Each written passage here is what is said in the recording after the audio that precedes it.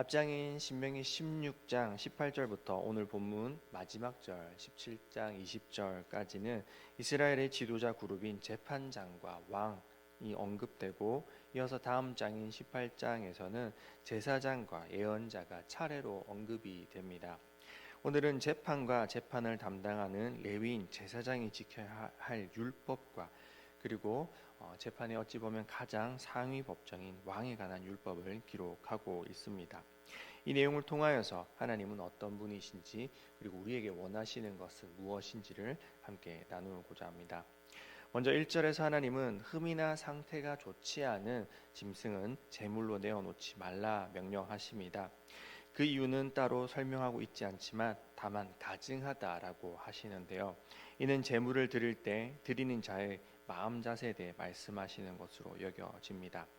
사람과 사람 사이에도 가장 귀한 것을, 온전한 것을 선물로 주고받는 법인데, 하물며 하나님께 온전한 예물을 드리지 않는다라는 것은 그분을 모독하는 행위가 되기 때문일 것입니다. 또한 구약시대의 모든 제물은 예수 그리스도를 예표하는 것이므로 그것에게 흠이 있다는 것은 곧 흠없고 티없는 그리스도의 거룩함과 상반되기 때문입니다. 이어 2절부터 7절까지는 1월 성신 우상 숭배의 모든 형태를 금하고 그 우상 숭배하는 자들을 죽이라고 명령하십니다. 1월 성신 곧 태양이나 달, 해, 달, 별을 숭배하는 그런 행위들은 고대 이방 종교의 한 형태, 가장 성행하였던 형태였습니다.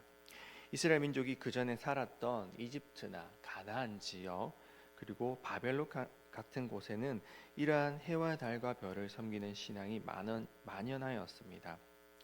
자연과학적 지식이 없고 또 자연의 변화가 생존에 치명적이었던 고대 사회에 있어서 그런 천체의 자연에 압도되는 것은 당연한 일이었을 것입니다.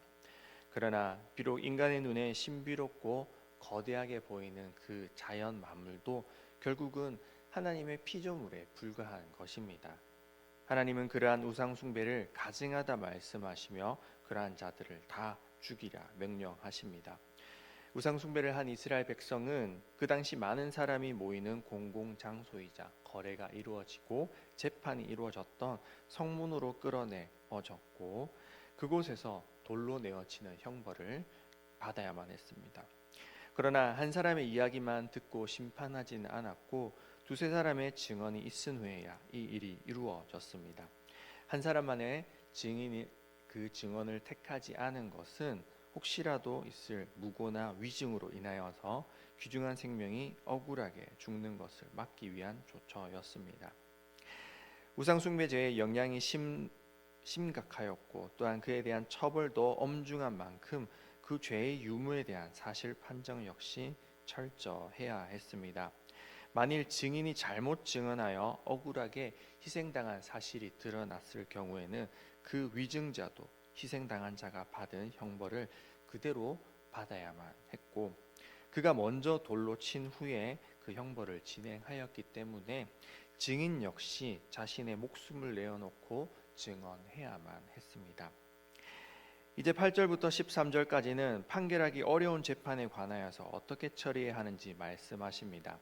이것은 지역 재판관들이 다루기 힘든 문제들을 중앙 재판관들에게 물으라는 말씀입니다. 앞선 출애굽기 18장에서 모세 역시 사소한 일들은 다른 재판관들을 세워 맡기고 중요한 일들만 직접 처리한 적이 있습니다. 그런데 여기서 핵심이 되는 부분은 주 너의 하나님께서 선정하실 곳입니다. 10절에서도 주께서 선정하실 곳을 말씀하고 12장 이후부터는 계속해서 하나님의 특별한 장소를 언급하고 있었습니다. 그곳은 두말할 나위 없이 중앙성소, 즉 예루살렘 성전이 될 것입니다. 성전이 세워지기 전까지는 성막이 존재하던 장소가 그 역할을 감당하였습니다. 그곳은 하나님의 처소이며 하나님의 임재가 머무르는 곳으로서 하나님께서는 그곳에서 제사장들을 통해서 그분의 뜻을 계시하십니다. 하나님 앞에서 행하는 재판관의 임무는 율법의 판결에 따라서 판단하는 것입니다. 그는 자기 자신의 뜻과 생각으로 재판해서는 안 되었고 율법에 근거하여 판결을 내려야 했기에 말씀을 잘 알고 또한 하나님의 뜻을 잘 이해하는 사람이어야만 했습니다. 하나님의 백성이 구별된 삶을 살길 원하신 하나님은 재판장들에게도 율법에 있어 좌로나 우로 치우치지 말 것을 요구하시고 또 판결을 받는 사람에게도 온전히 그 판결에 순종할 것을 요구하십니다. 그러나 알다시피 우리는 이후 율법을 잃어버린 시대, 이 신명기 다음 여호수아가 살던 시대를 지나 자기 소견에 옳은 대로 행하는 말 그대로 자기가 기준이고 자신의 뜻이 법인 시대, 즉 사사 시대가 있음을 기억합니다. 하나님의 율법을 무시하는 시대가 있었음을 우리는 잘 압니다. 법이 바로 세워지지 않으면 타락한 인간은 옳고 그름을 스스로 정하고 선과 악을 자신이 판단하여서 하나님의 뜻이 아닌 늘 자신 마음대로 죄를 옳다 하고 살아가게 됩니다. 더 나아가 이스라엘의 왕정 시대가 끝날 무렵 바벨론의 남유다가 멸망할 즈음에는 백성들만 우상을 숭배하고 타락한 것이 아니라 왕과 제사자, 선지자 등 모든 지도자들이 타락하였는데 특별히 재판관들이 타락하였음을 호세아서와 미가서에서는 말하고 있습니다. 그들이 이익을 쫓아 부자들과 권세자들을 위해 재판하며 공의와 정의를 위해 재판하지 않음으로 말미암아 이스라엘은 외부의 공격으로 망한 것이 아닌 속에서부터 무너져 버리고 말았습니다. 율법과 공의가 바로 서지 못한다라면 이스라엘의 존립은 매우 위태해지게 되는 것입니다. 그래야 하나님은 율법을 온전히 지키고 따를 것을 명령하십니다. 그리고 하나님의 백성과 하나님의 나라가 하나님이 주신 헌법으로 통치되지 않으면 그 나라는 세상 사람들과 세상 나라들과 똑같은 나라가 되고 말 것임을 그렇게 가르쳐 주십니다. 이제 14절부터 마지막 20절까지는 왕정체계에 관하여 하나님이 명령하십니다. 또한 하나님의 심판인 타국으로부터의 침략으로부터 그들 스스로가 지키려는 마음으로 왕을 세울 것임을 아시고 율법으로 미리 명령하십니다. 14절 말씀에 네가 내 하나님 여호와께서 내게 주시는 땅에 이르러 그 땅을 차지하고 거주할 때에 만일 우리도 우리 주위의 모든 민족들 같이 우리 위에 왕을 세워야겠다는 생각이 나거든 이라고 말씀하십니다. 이 말은 이스라엘의 왕정 제도가 결코 하나님께서 먼저 원하셔서 형성된 제도가 아님을 시사해 줍니다. 하지만 꼭 왕을 세워야겠거든 몇 가지 조건을 달아서 세우라 명령하십니다. 그 첫 번째는 여호와께서 택하신 자입니다. 이는 사람의 뜻에 맞는 자가 왕으로 세워지는 것이 아닌 오직 하나님의 뜻에 합당한 자가 왕으로 세워질 수 있음을 보여주는데 여기에는 다음과 같은 의미가 있습니다. 먼저는 이스라엘의 진정한 왕은 하나님이시며 선민 이스라엘의 왕은 어디까지나 단순한 하나님의 대리자이다라는 것입니다. 또한 두 번째 요건은 내 형제 중에서 한 사람이어야 한다는 것입니다. 이스라엘의 왕이 될 자는 반드시 이스라엘 12지파에 속한 자여야만 했는데 이는 왕이 될 자는 마땅히 여호와의 신앙을 갖춘 자여야 함을 의미합니다. 그 다음 세 번째는 말을 많이 두지 않아야만 했습니다. 고대 근동 지역에서 나귀와 노새는 흔하였지만 말은 귀하였다라고 그렇게 알려져 있습니다. 말을 많이 소유한다는 것은 곧 강한 군사력을 소유함을 뜻했으며 또한 말을 탄 사람은 위풍당당한 존재로 비춰지기 마련이었습니다. 그러나 이스라엘의 왕은 하나님의 대리자에 불과하므로 언제나 그분 앞에서 겸손해야 했으며 또한 하나님이 아닌 군사력을 의지하며 살아가는 것을 조심해야 했습니다. 또한 이스라엘이 말을 가지기 위해선 자연히 우량말을 가진 애국과 교역을 하는 수밖에 없었는데, 그렇게 되면 결과적으로 애굽의 각종 타락한 문화와 우상 숭배 풍속도 교역 가운데 함께 전해질 것이 틀림없었기에 하나님은 애굽의 우상 숭배를 따르지 말 것과 다시 출애굽하기 전 그 원래의 삶으로 돌아가지 말 것을 요구하시는 것이죠. 네 번째와 다섯 번째 요건은 17절에 나와 있습니다. 말과 아내를 많이 두지 말라, 그리고 은금을 많이 쌓지 말라라는 것입니다. 말과 아내와 은금을 많이 쌓은 왕, 이 구절을 읽으면 우리는 자연스레 솔로몬 왕을 떠올리게 됩니다.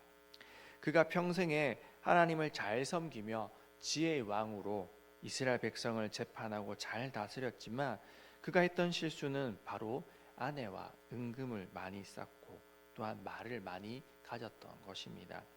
그 역시 전도서에서는 그 모든 것이 실로 헛되다 말하였지만, 그는 그것을 깨닫기 전까지는 많은 실수를 하였습니다.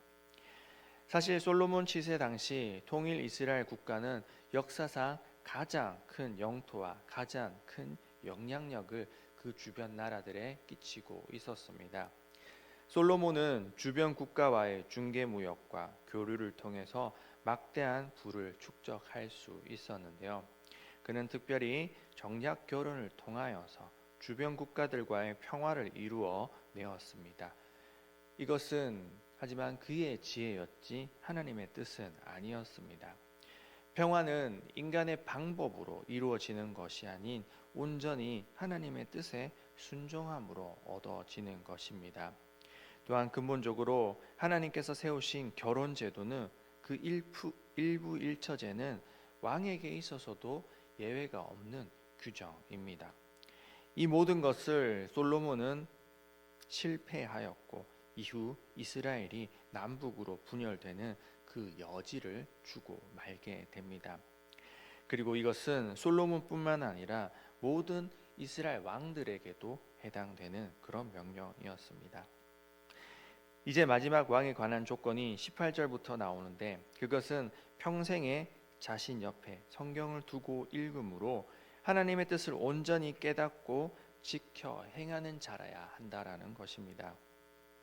하나님의 통치 대리자인 왕은 말씀을 주야로 묵상하며 하나님의 뜻을 바로 알 때에야 그에게 맡겨진 백성들을 바로 통치하며 지도할 수 있기 때문입니다. 또한 재판의 마지막 제일 최상위 기구로서 왕의 역할을 수행하기 위함이기도 하였습니다.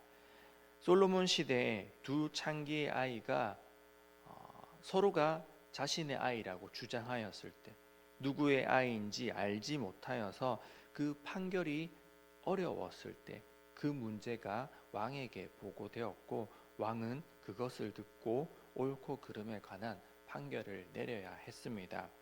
또한 다윗 시대의 아들 압살롬이 다윗을 대신해 판결을 행함으로 이스라엘의 마음을 사로잡았던 것처럼 그 당시 왕은 기본적으로 가장 최상위 재판의 상급 기관으로서 그 역할을 감당해야 했고, 그렇게 올라오는 문제들은 당연히 사소한 문제들이 아니라 하나같이 쉽게 판결을 내릴 수 없는 문제들이었을 것입니다.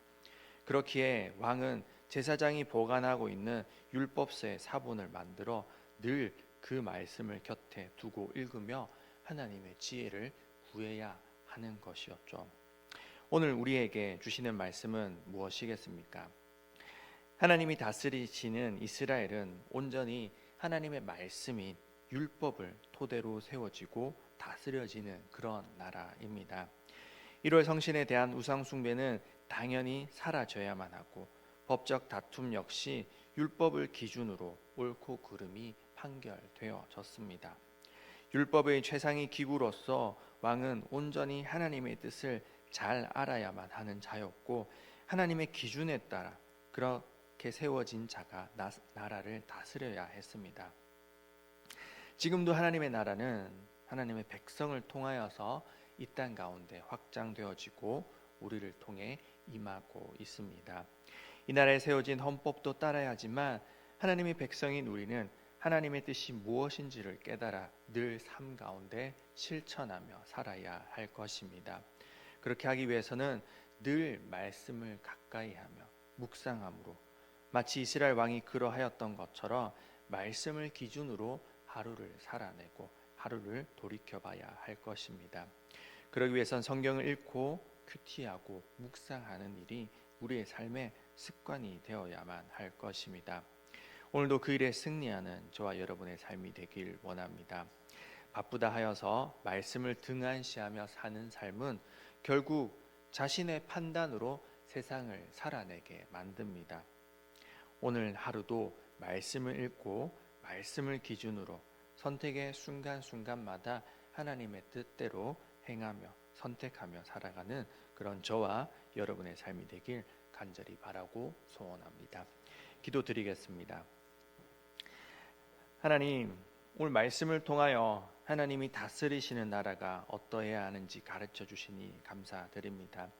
우리의 삶이 하나님의 말씀대로 사라지게 하시고 늘 말씀을 가까이 하여 말씀을 기준으로 살아내게 하옵소서. 성경을 통하여서 하나님이 어떤 분이신지를 깨달아 삶 가운데 적용하기 어려운 상황과 순간순간마다 하나님의 뜻대로 행하게 하시고 성령 하나님 특별히 도우셔서 오늘 우리의 삶의 선택의 순간 옳은 선택을 할 수 있도록 인도하여 주시옵소서. 또한 말씀을 읽고 묵상할 때마다 성령 하나님 가르쳐 주셔서 하나님의 뜻이 무엇인지를 깊이 깨닫는 우리 모두가 될 수 있도록 인도하여 주시옵소서. 이 시간 주님 앞에 귀한 예물 또한 올려드립니다. 준비한 예물, 이 흠없는 예물 주님 받으시고 주님의 나라와 주의 의를 위하여 귀하게 사용하여 주시옵소서. 감사드립니다. 예수님 이름으로 기도드립니다. 아멘.